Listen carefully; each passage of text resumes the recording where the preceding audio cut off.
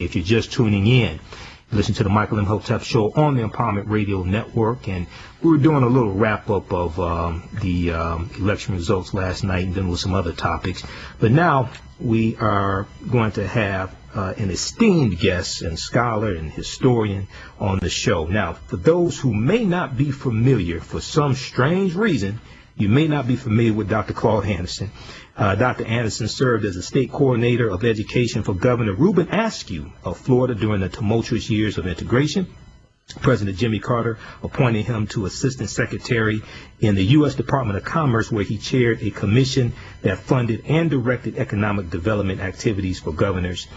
He was the executive director of 2 economic development organizations for the city of Miami, and he was the highest ranking black American on the planning committee for the 1988 Democratic Convention. He awarded 37% of the contracts to black Americans, a record that has never been broken at that time. And he is also the owner of 2 radio stations, the last I heard. So we want to welcome to the Michael M. Hotep Show, Dr. Claud Anderson. Hello, my brother. How you doing today? Good morning, Michael. I'm hanging on for a poor black man. I know you're better off than I am, so. Well, we'll see. I don't know, man. I don't know, brother. Well, look, man, it's always good to talk to you. I remember when you came here in Detroit, because I'm in Detroit, been here 43 years. I remember when you were here at the Roberts Riverwalk Hotel, the Michigan Black Chamber of Commerce brought you, Ken Harris and that group. I think it was late 2012. Right. Where are you now, Mike? Are you in Detroit? Unfortunately, yes, sir. You still there, huh? Yes, sir. I thought you'd be running out 75 by now, head south. Hey, I think about it every day, brother. I think about it every day, especially that we have to deal with another 4 years of the dictator Governor Snyder. But see, I gave them, I wrote a plan for them, but they told me to do something for black folk was racist. Brother, I know. We could talk about that a little bit, man. And I know some things that went on and some of the people that sold you out, brother. And one of them is in prison right now. So I don't shed any tears over that. Well, that's good. Well, the people deserve what they get. Exactly, brother. Exactly. And I told people, I said, look, you do not. I said, look, now Mike Duggan has some good ideas. I said, but this is all part of the takeover. Mayor Mike Duggan. I said, there's a whole takeover. And there was some senile, for lack of a better term, Negroes who thought that we needed a white mayor and this was going to do us good and all this stuff. And it's like, you have no idea what's about to happen here. So. Right. Well, Michael, I told him back in one speech at Wayne State University, I guess back about 1986, 87. Okay. I told him exactly what's going to happen in Detroit. And because one of the things I take a great deal of pride in the fact that most of the predictions I've made since 1970 in all my books and documents, I've hit the dates and the time and the money and the issue on the heads for 40 years. Haven't missed one of them yet. And I predict that Detroit will go down the toilet. And I told them that they're going to use 5 different concepts, not only to wipe out Detroit, but to wipe out just about all these major majority black cities in America. They can use 5 techniques. One is called metropolitan form of government, other one called regional form of government, other one called gentrification, the other one they call privatization, and the 5th one called cool cities, which is dealing strictly with bringing in homosexuals and gays into the community. What was that last one? I wrote down a list of all the major assets that belong to the majority black public that will be conveyed over into white hands in City of Detroit. I named everything from Cobo Hall, the Riverfront, the Renaissance Center, the City Airport, the Art Institute, the history and Black History and the Detroit History Museums, the golf course, the zoo. I named every one of them. I had them all on the list, and they didn't believe it was going to happen. The bridge, the tunnel, the water system, the sewer system, all going to be privatized in the hands of the whites coming from the suburbs back into the city, and the new ghettos in America will soon be the suburbs where all these blacks foolishly rushed out of the urban cities that moved to the suburbs, and now whites going to double back and come back downtown and take over all these major urban cities. Right. They're not going to take over; it's going to be given to them free. And that's exactly what's happening, brother. Now, I got the first 4: metropolitan form of government, regional form of government, gentrification, privatization. What was the 5th one? Called cool cities. That's what they're going to popularize and make politically correct to bring in gays, transsexuals, homosexuals, midgets, handicapped, humpbacks, and lesbians. Right, okay.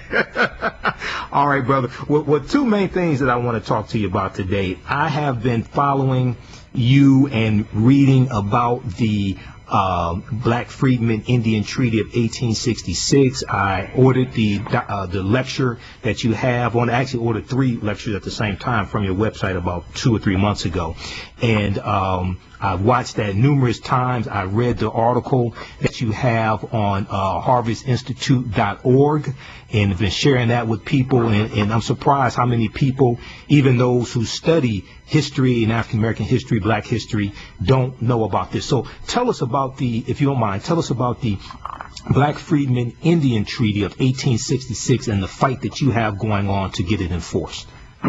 Okay, thank you, Michael. And you're absolutely right. 99% of all blacks in this country, and probably 99% of whites in this country, don't understand what the 1866 Indian treaties forecast and mandated. Okay, right. And they think about and they've set Indians up in a special class. Mm-hmm. Most do not know, whether white or black, understand that Indians played a major role in the enslavement process for black folk in America. Correct. That slavery could not have existed without the full cooperation of so-called American Indians who bought into the concepts. And every treaty going back to the 1500s, every treaty that the whites signed, they included special provisions for the American Indians to reward and as incentives for them to help establish, maintain slavery and to control blacks. And that started, say, back in the 15th century. And the major tribes they went after what now they call the civilized tribes. Mm-hmm. 5 civilized tribes, as you know, the Cherokee, Choctaw, Seminoles, and Creek Indians. Right. Those Indian tribes were the major tribes. All the other smaller tribes fall underneath them. And all those treaties provided benefits. And what they wanted was they wanted them to quit being rangers and hunters and become civilized. Mm-hmm. And that's why they call them civilized, by owning slaves. And they received rewards for going down and chasing down any runaway black slaves, bringing them back to the master. They received $25 for bringing back every runaway slave. And if they couldn't bring him back, they got $20 for just bringing back his scalp with the ears attached. Right. And when the whole process of scalping started, that process, scalping didn't start with Indians taking white folks' scalps, whites taking Indian scalps. It started with Indians chasing down blacks and catching them in the woods, and they wouldn't come back, kill them, bring back their scalps. And South Carolina was the first one to initiate that concept.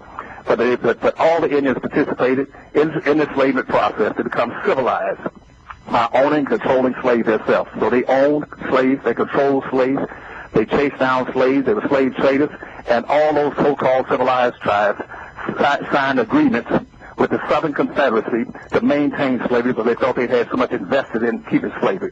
And so consequently, by the time the Civil War came up and ended, and during that process, the Indians refused to accept anything that went on in the country. With the Emancipation Proclamation, they rejected it. With the 13th Amendment, they rejected it, said blacks, they were sovereign, said they weren't a part of the United States and kept their slaves. Consequently, after the Civil War ended, most of the tribes still were holding black slaves as slaves. The Choctaw and Chickasaw Indians, for instance, was holding 12 to 15,000 slaves independently and on different reservations. Right. And so the United States did at that point in time. Hold that thought right there. We got to take a quick break, okay? Hold that thought. We're going to continue on the other side of the break. You listen to the Michael M. Hotep Show on the Empowerment Radio Network, where knowledge is power. Things are getting hot in here. Tell your friends to tune in. We'll be back in a few minutes. Welcome back to the Michael M. Hotep Show on the Empowerment Radio Network, where knowledge is power. Visit us on our Facebook fan page, The African History Network, The African History Network. We have the information for today's show posted right there. Also on our Twitter page, The AHN Show, or Michael M. Hotep. We have the information there. Now, before the break, we were having a very informative discussion with our brother, Dr. Claud Anderson, author of Black Labor, White Wealth, and Powernomics. You've also seen him in Hidden Colors 2, The Triumph of Melanin. And he was breaking it down to us the Black Freedmen Indian Treaty of 1866. And Dr. Anderson, right before the break, you were talking about how 12,000 to 15,000 black slaves, they still owned, 12,000, 15,000 black slaves after slavery ended? And you must learn how to, I'm sorry. Oh, go ahead. We must focus on becoming self-sufficient, independent by trying to draw in as much wealth, power as we can, as quick as we can, into our own communities, and learn how to play the game of politics. And so those treaties gave us a stepping stone. And in those treaties, what those treaties said very specifically, that you Indians must release all your black freedmen and any black Indians, right, and treat them in all manners similar to the way you treat so-called white Indians. And they put in those treaties put so-called Indians into a special protected class. But it also at the same time they put those black freedmen, those black Indians into a protected class. That was a contract with the United States government. It didn't say the government should do this, or it would be nice if the government did. It was mandated that they be treated in all manners forever, just like American Indians. And so, and to break that down, what those treaties were saying is that every black freedmen or black Indians should be given $150 in cash. And the United States government gave like over $207,000 to the Choctaw Indians, for instance, give out to the slaves and the black Indians. You must give them $150. You must give them 160 acres of land minimally. You must also treat them in all manners the way Indians are treated. They must also be tax exempt. They must also be able to go to any school without paying a tuition. They must also have access to all resources on a reservation. That means they also should be treated with privileges in a protected class to get things from the federal government without competing for them. Just like Obama recently gave out all kind of radio stations and TV licenses to Indians without they even have to pay for them. They gave them also licenses to set up cable systems. And every year the president has given $3.5 billion to so-called white Indians by inviting them to the White House every December. He's invited 567 so-called white Indians into the White House and given them benefits. And to date it's been almost $15 billion. But never once has he invited any of those blacks into the White House and given them anything. And that is in violation of the mandates of those treaties. That's why we're in the court system right now fighting, because it is a political issue, not a legal issue. It's a political issue. And only person in the United States Congressional Black Caucus that's been supporting us has been Maxine Waters, that fully understand it. The rest of your so-called blacks in Congress run and hide in the bathrooms to make sure they don't get involved and say anything about it. And even white congressmen have said, like Representative Cohen out of Memphis, Tennessee, said, Dr. Elson, black folks have been getting these benefits for the last 150 years. They've been denied to them. And also in those terms of contracts that in those treaties, in today's terms, black people be able to go into any reservation and get access to the timber, the land, the resource, the vault, the silver, any of those things on the reservation. And they also should have a right now to be able to be federalized, tribalized, and be able to own and operate gambling casinos just like these so-called white Indians.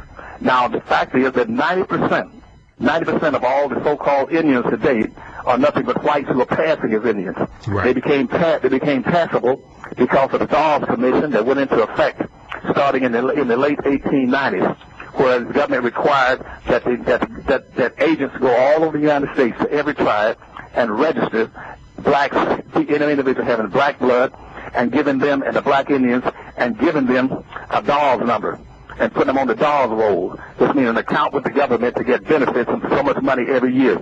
And whites found out about it, and what they did then was they went in there with the Dawes commissions in many areas to pay $5 to put their name on the roll and to classify them as an Indian when they weren't.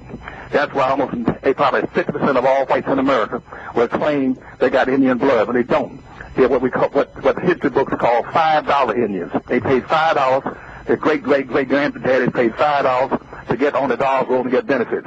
That's why between 1970 and 1990 in the United States, that the numbers, when we passed the affirmative action program, which I wrote in 1970 for the state of Florida, the number of so-called Indians in America went up over 300% in 20 years because they rushed in and started claiming benefits. And so today we're in the court system saying we're not asking for appealing to white conscience to do what they're supposed to do for black folk. All we're asking to do is to obey the law, carry out the law equally. What have you been giving to these Indians, or so-called white Indians, or original Indians? Give them to black folk and the descendants of black Indians, just like you do them to the descendants of the whites.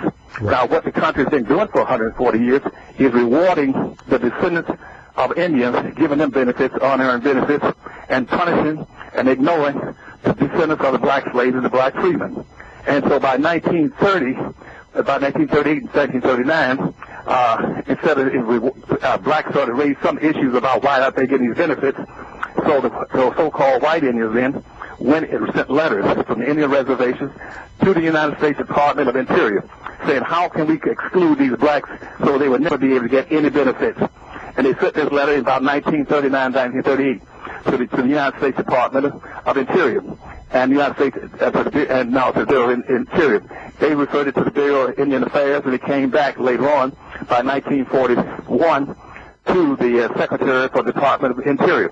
And he said this, that the way you exclude these blacks so they never get any benefits, come up with a public policy in these Indian ranks that says nobody's entitled to benefits unless they can prove they got 1/4 Indian blood in them. And that's called a blood law. And they've been using that ever since. Then a quantum of blood, that you got to have a quantum of blood of 1/4 to be entitled to benefits. The treaties never talked about any quantum of blood. So all these so-called original Indians or white expansion Indians, they've been consistently excluding black folk for 140 years using a quantum of blood. And there's nothing in those treaties that say that. It says the descendants of black freedmen and black Indians entitled to respect and appreciation and compensation for the rest of their lives to everybody else. That is called the 1866 Indian Treaties, which was put on the civilized tribes. And they became civilized because they fought with the South. But what the Indians didn't know when they fought with the South was that they lost their benefits. Because what happened, but the United States government still gave them to them. Because they were in a protected class. But in every treaty from starting in the 1500s, it says that you cannot take up arms against the United States. And those Indians signed with the South to fight with the South to maintain slavery, they took up arms, they lost their benefits. And that's why they lost all that land out west. And whites then put them on reservations and gave them amnesty and put them on reservations and took all the land and set it up for Europeans coming to the country and the land rushes to pick up land. Like in Oklahoma, in a one-day period, that whites picked up over 2 million acres of land in one day in a land rush. But again, black folks were denied then, they're still being denied. So we need support from every black. It's a political issue. Start getting on every black elected official, every civil rights organization, and every minister in church. And tell them you need to go out here and start raising cane to get some benefits for black folk under these 1866 treaties. And that's the trouble we're having right now in the courts. Because everybody says this is not a legal issue, it's a political issue. You blacks don't have enough political clout, enough political leadership to demand the rights for these people.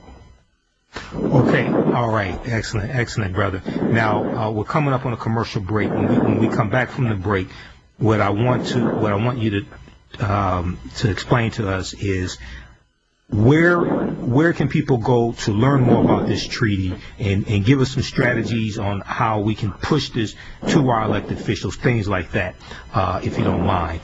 So, and I've been reading about this, brother, and also what I did as well, I think we may be able to tie this to House Resolution 194, July 29, 2008, where the U.S. House of Representatives formally apologized for 246 years of slavery and decades of Jim Crow segregation. Well, yeah, you can do that, but don't tie it to John Conyers' bill, though. Don't tie it to that. Okay. Because that doesn't make any sense at all. Okay. When you come back, we'll talk about it. Because right now, black folk entitled to billions upon billions of dollars and never got a penny. Let's talk about that when we get back from the break. Okay, you listen to the Dr. Claud Anderson show you listen to the Michael Imhotep show on the Empowerment Radio Network, where knowledge is power. We'll be back in a few minutes.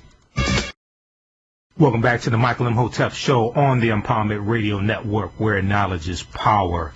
You're just tuning in. We're speaking with Dr. Claud Anderson, author of Black Labor, White Wealth, and Powernomics, and he is educating us on the Black Freedmen Indian Treaty of 1866. And you've listened to the show before. You've heard me talk about that before as well.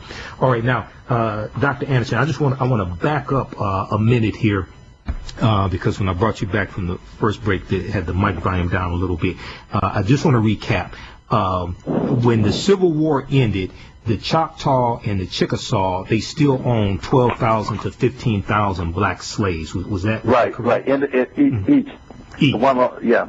That was all together. Just those two tribes alone still had about 27,000 blacks as slaves. Wow, wow. Now, I know you talk about the 5 civilized tribes, the Choctaw, Chickasaw, the Creek, the Cherokee, and the Seminole Indians, and that's who is designated in that Black Freedmen Indian Treaty of 1866. Now, there were at least about 500 Indian, quote-unquote, Indian nations, from my understanding and my research. Did other ones besides these 5 civilized tribes, did other ones also own black slaves as well? Probably proportionally, but based on the size of the tribes. But all the treaties, almost every treaty, stipulated how they were to be treated and how to treat black folks, and got rewards and incentives for doing it. And that was a big factor. Okay. For instance, every tribe that could claim that was helping or assisting in maintaining slavery for black folk, they got everything from, like, for instance, they got clothes, they got weapons, they got food. They were classified as being free of being enslaved, and they also are rewarded in many ways. And compensated for runaway slaves. They got paid for it, right. And most importantly, they were classified then as quasi-white. You go back and read all your documents. That's what Thomas Jefferson always talks about, is that Indians were just their blood cousins. That's why whites love to claim they got Indian blood. They were just quasi-whites. All they want to do was to be civilized. They'd be totally acceptable to society. But black folk were just the opposite. Black folk were to be avoided. Their blood was to be avoided at all costs. And whites in their ethos and their mindset then began to elevate Indian blood as being some kind of special blood. You got Indian blood in you. And the only blood I'm aware of that should have been sacred was Jesus Christ's blood.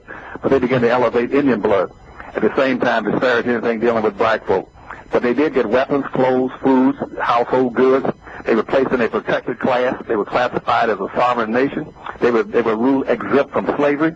Right. And they were classified as being quasi-white, even to the present time. Wow. And I've read your books. You talk about some of that in Dirty Little Secrets, Volume 1. I've read the information on the Black Freedmen Indian Treaty on your website, and also have your DVD on that as well. Okay, now before the break, I was asking you, how do we connect the Black Freedmen Indian Treaty of 1866 and pushing for that to be enforced for black people? How do we connect that to the official apology that the U.S. House of Representatives did for 246 years of chattel slavery, decades of Jim Crow segregation? Is House Resolution 194. I don't think that has anything to do with John Conyers, and I emailed that to your wife also for you to okay. For you to check that out. Well, it's very simple. First thing we can do is understand it's a political issue, not a legal issue. Okay. And we're going to the courts. That the courts are, I'm in the courts now, spending over hundreds of thousands of dollars fighting this battle. But they keep coming up with miniature excuses. We crawl an inch, but they fight every inch to give in. At first they were saying, well, the Indian Treaty is not valid for black folks. Then we sit there and then we say, why are you enforcing it for whites when they both were the same treaty? When they finally lost that battle, they come up with another. Well, you had a statute of limitations that black folks were supposed to raise Cain about being excluded by the year 1907 when the account system was set up. And that's humanly impossible when blacks are coming out of slavery. And you're lynching 2 black people a day in the United States in 1907. How in the world blacks are going to a court and demand justice? Right. And so anyway, we fought our way up to the present time over all these years, a lot of money. But what you need to do is put pressure on all your elected officials, starting with the United States Congress, and mandate that they get together and draft a bill.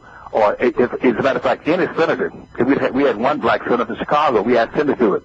He was so scared, petrified, all he had to do was just submit a statement to the United States Senate saying that black folk are entitled to these kind of benefits to be included. So you have to it has to be a political issue. If you're going to demonstrate, hit the streets, go out now and start demanding reparations. This is a form of reparation, repairs, in a sense, and following and obeying the mandates of the 1866 Indian Treaty. And that would kick the door open wide, because we got a list of maybe 200-some-thousand blacks on our dolls rolls right now that are entitled to these benefits. And once those black folks get those benefits, they understand that then they can start building casinos. They can start getting these resources. They can start getting radio stations, TV stations, and licenses. They can go to the electric company and get contracts for having electric grids and stuff like that. But black folk have to organize and start playing as a team to start demanding benefits. And I think earlier you want to talk about the politics. We'll get to that, how blacks must start demanding these benefits. No more social integration, no more civil rights. These things don't have a darn thing to do with no civil rights and social integration.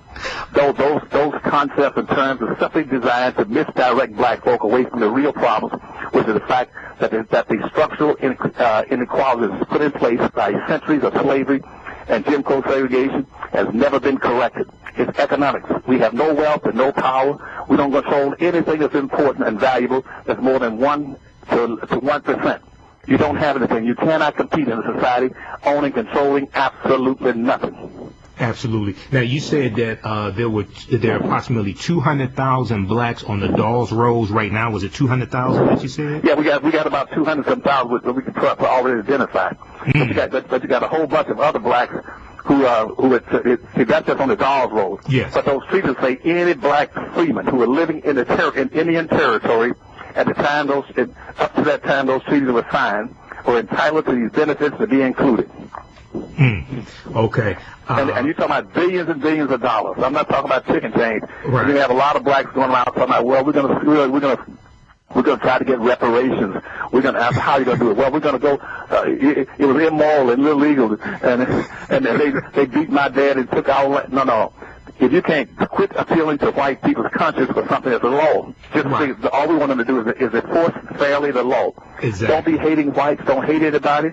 Don't just go there and say, hey, we're not against anybody. We're not against whites, anyone else. We just want a fair and applicable enforcement of the 1866 Indian treaties that should be including black freedmen and black Indians and the descendants of black freedmen and black Indians, just like you're doing for the white Indians and the so-called original Indians. Right. And that's what they do. They're only taking care of one side of the street and not taking care of the other side. Exactly. Now, before people go out and tell their elected officials they should enforce this and things like that, personally, I think they should educate themselves on the treaty first, so they know what they're talking about. So yes, we're right. So you're a smart man. You jumped ahead of the curve. You've already read those things, and if you go to the website and then of our newsletter, there's one DVD we have out that explains the treaties, and they can get these DVDs that are taken through every step. Show them all the benefits, and the dates and times and places when the whole thing started back in the 1500s. All the way up to the present time, breaks down everything for them. Okay. They can go to the they can go to powernomics.com and order the tapes, and then get and ask for the 1866 Indian Treaty. It covers all this for them.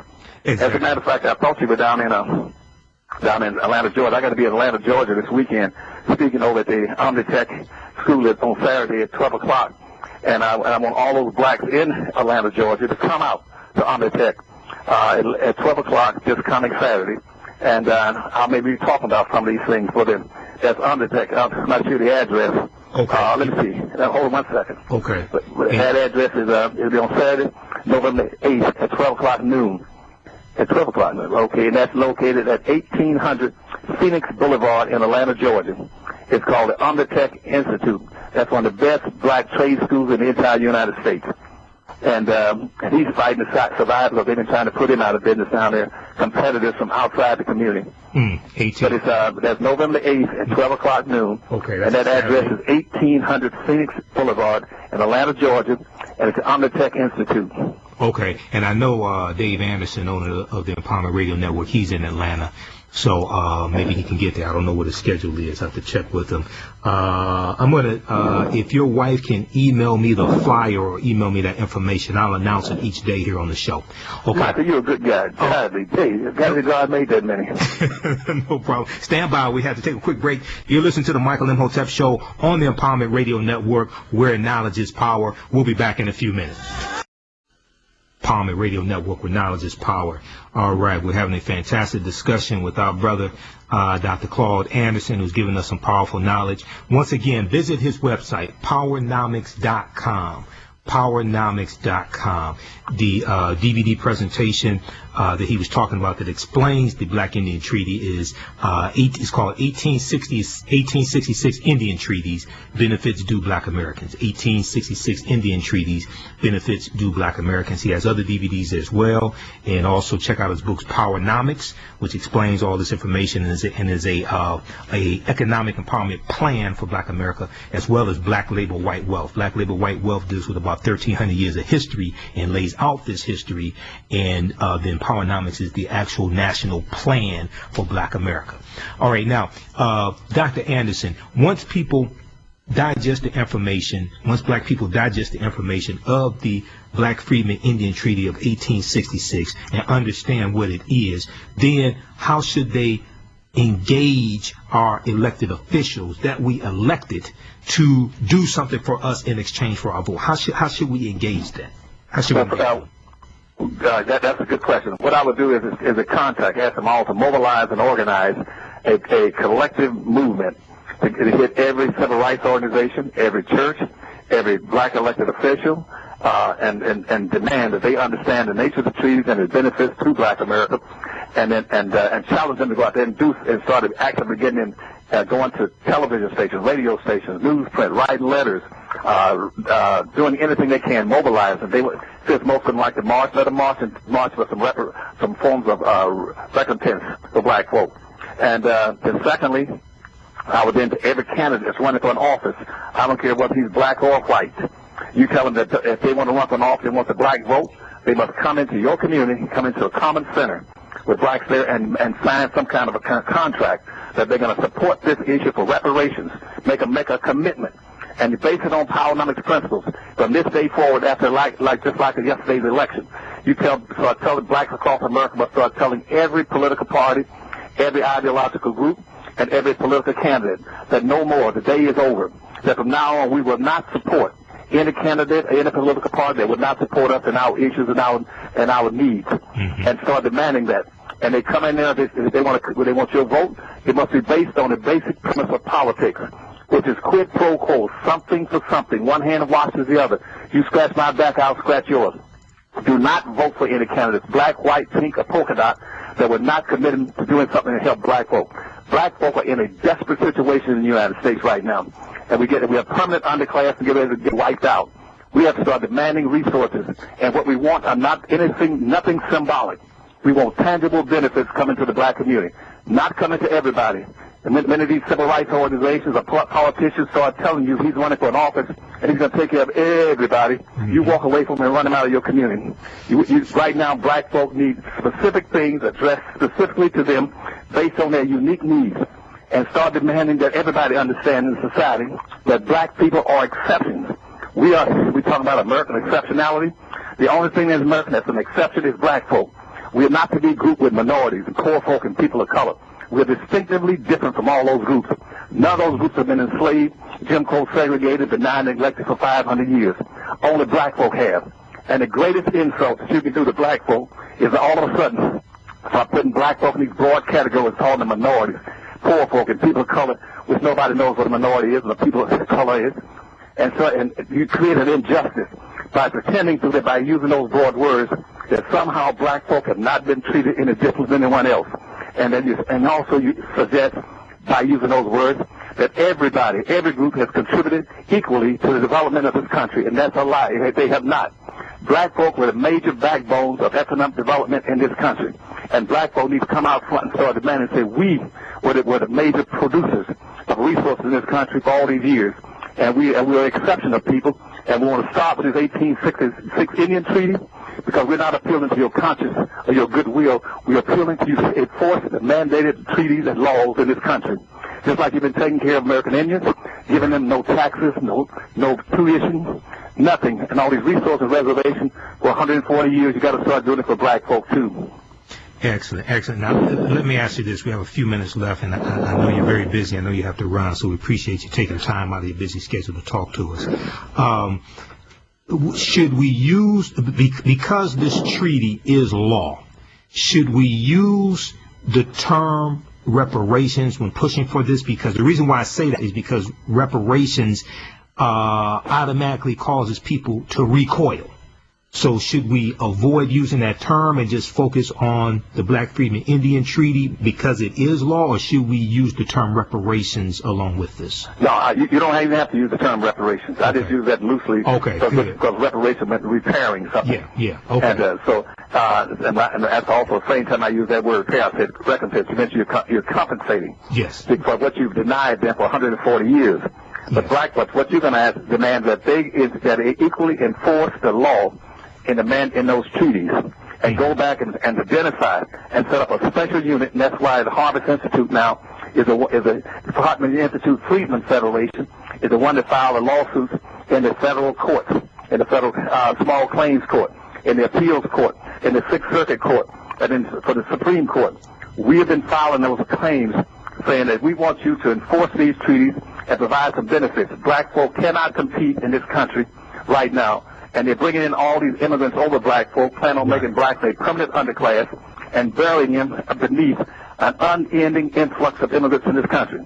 Hispanics in the year 2000 pushed blacks out of being second-class citizens and made them third-class citizens. And as I prophesied in my books, that by the year 2013, that they became the official underclass in the country. And underclass means those individuals, by the nature of their social economic conditions, are going to have little recourse but to function as either criminals or beggars for the rest of their existence. We got to get an economic base. We have got to build an alternative economic system and build businesses and industries in this country where black folk can hire their own people, produce services, goods, and products, and job opportunities and employment opportunities for the young people in their own communities, and hire their own people and be able to set up a tax base. This must happen. We got to start on it immediately. And so we started with the resources coming out of Indian treaties.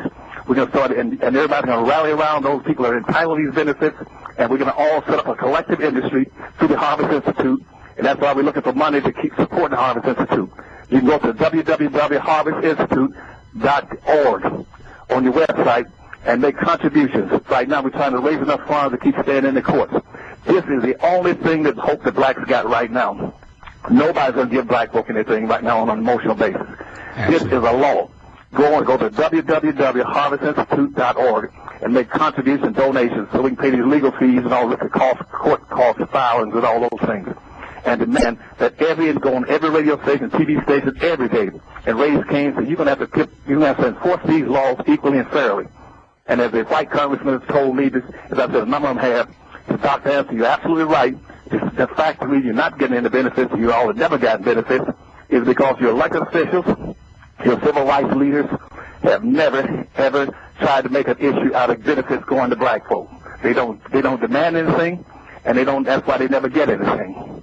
Right. So when we're dealing with elected officials, now we just had elections yesterday, but even now, when we deal with those elected officials that we have, whether they're black, whether they're white, what have you, they still are supposed to represent you. So these are issues. This is one of the main issues that we should be pushing and raising hell about on the city council, mayor, state representatives, U.S. House of Representatives, U.S. Senate. Okay, these are issues that we should be pushing, and this goes all the way to the White House. Is that correct, Dr. That's right. That's right. And you tell me you understand the game now. And the game is that, so you have to understand the game. That based on the United States Constitution of 1790, we were made a permanent underclass. When you use the word minority. We've been outnumbered 8-1 for over 400 some years. 8-1. If you live in a society where the majority will win and the minority will lose, 8 whites outnumber blacks 8-1. 8 will go over 8 times with nothing left over. Hispanics are now increased and passed us. Now we outnumber 9-1. If I throw a rabbit into a cage with 9 hungry bulldogs, they're going to vote on what they're going to have for lunch. Who cares what the rabbit thinks? Because he's in lunch. And what black folks vote right now means nothing unless blacks learn how to play politics to win. When you play politics to win, every black person, as of yesterday's vote, should pull out the Democratic Party, pull out the Republican Party, and build a black independent party across America. Yes. Where all 42 million blacks should say, we're going to vote as a bloc, and we're going to vote based on our group's self-interest. We're not getting anything anyway. So we'll vote for a bloc, and we'll only vote for those individuals or those political parties who will support black people and do things special for black folk exceptionality. And if they don't do it, someone come looking for our vote. Exactly. You vote as a block. And once they find out you're going to vote as a block, every politician will come courting you, trying to get that block vote of 42 million votes. They'll need you then. It's just like if you got a pretty woman, and she's a pretty in the neighborhood, she's attractive and well-educated, and she doesn't belong to anybody, everybody will come looking for her. Right now, the political parties in this country take black folk for granted. They don't care about you because you don't demand anything. They're not going to give you anything. And don't let people tell you about, well, we got to go out and exercise our right to vote because black folks, they exercise. No, if you don't exercise, go to the gym, jog at the park. Right. Okay. You don't go to a voting booth to get exercise. You go there to get benefits. Exactly. Okay, we're out of time, brother. All right. Visit his website, powernomics.com, harvestinstitute.org. Support this brother. I support him also. We're going to have you back again very, very soon, brother. Well, okay. I thank you, Michael, for inviting me this time, and I hope I wasn't talking too fast. No. You just try to get in my information. Hope I didn't overrun my time. No, you're all right. Okay, no problem. You have a good day, and tell your wife I said hello also, okay? Okay, you have a good day, too, buddy. Thanks. Don't forget about mentioning things about the Undertech Institute this coming Saturday at 12 o'clock. I got you. Thank you, buddy. Bye-bye. You listen to the Michael Imhotep Show on the Empowerment Radio Network, where knowledge is power. We'll be back in a few minutes. Remember, this show repeats tonight, 10 p.m. Eastern Standard Time.